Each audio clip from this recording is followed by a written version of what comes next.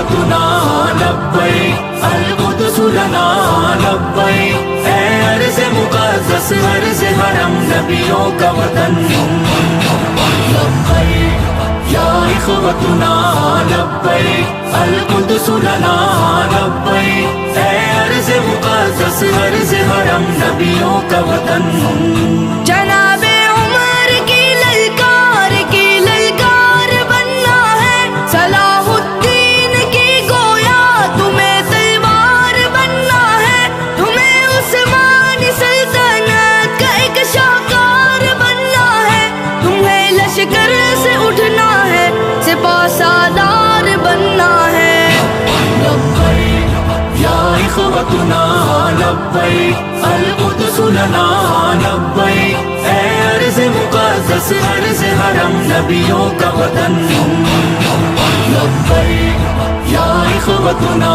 لبیک القدس لنا لبیک اے عرض مقدس عرض حرم نبیوں کا وطن وہ جس نے عزت خواہر کو بھی پامال کر ڈالا وہ جس نے قلب امت کو بڑا بدحال کر ڈالا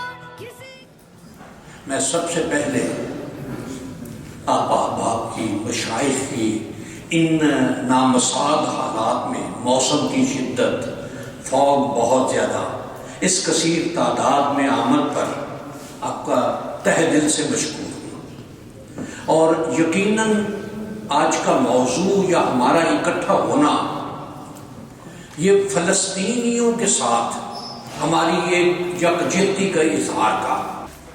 صہیونیت اور یہودیت یہ دو مختلف چیزیں ہیں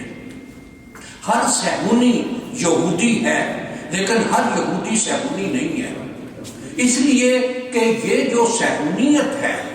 کہ کسی کا ادب لحاظ تو بہت دور کی بات ہے کوئی دنیاوی لحاظ سے بھی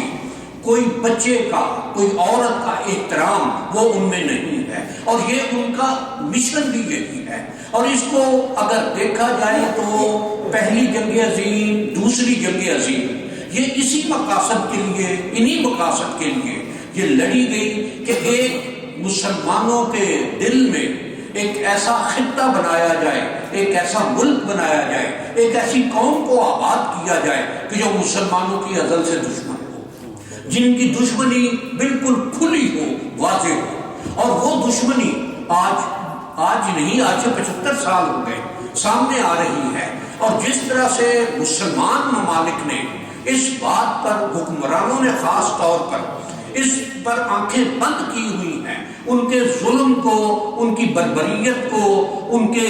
اس طرح کے معاملات کو جس طرح پورا یورپ اکٹھا ہو گیا جس طرح امریکہ کینیڈا یا یورپ کے تمام ممالک اسرائیل کی حمایت میں آ گئے جس طرح سے کہ مسلمان ممالک جس طرح سے پاکستان کے ازلی دشمن انڈیا کی فیور کر رہے ہیں اب یہ دیکھا جائے تو انڈیا بھی فلسطینیوں کی حمایت میں نہیں آیا وہ یہودیوں کی حمایت میں آیا ہے اور آج کے دور میں ہم اس احتجاج کے لیے اکٹھے ہوئے ہیں کہ ہمارے مسلمان بھائی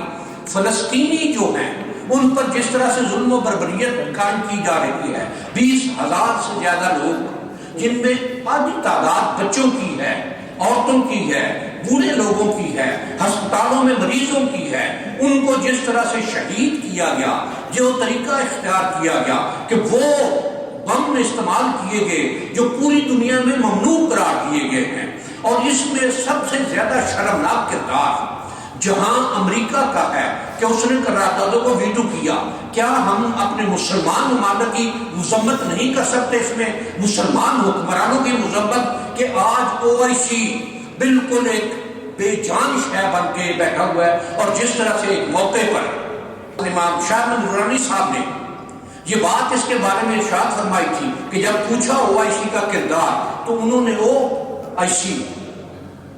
کہ یہی اس کا کردار ہے OIC کا OIC میں دیکھ لوں گا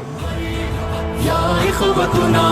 لبیک القدس لنا لبیک اے عرض مقدس عرض حرم نبیوں کا وطن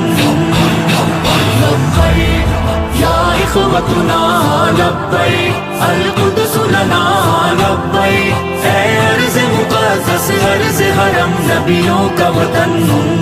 ये एक शहजाद का है ख्वाब हो दीवार अक़सा की हिलाली हो फरेरा इस पे हो तहरीर कलमा की वहाँ सहरी अफ्तारी के हो पुरनूर से लम्हे वहाँ खौफो खतर के बिन ही हो ईदैन के खुतबे तुम्हें किबलाए अव्वल को रिहा करवा नहीं होगा तुम्हें इस्लाम का परचम वहाँ लहरा नहीं होगा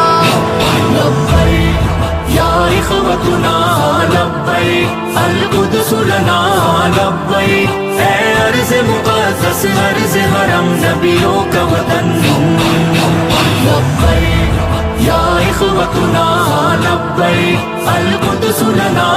लब्बैक ऐ अर्ज़ मुक़द्दस अर्ज़ हरम नबियों का वतन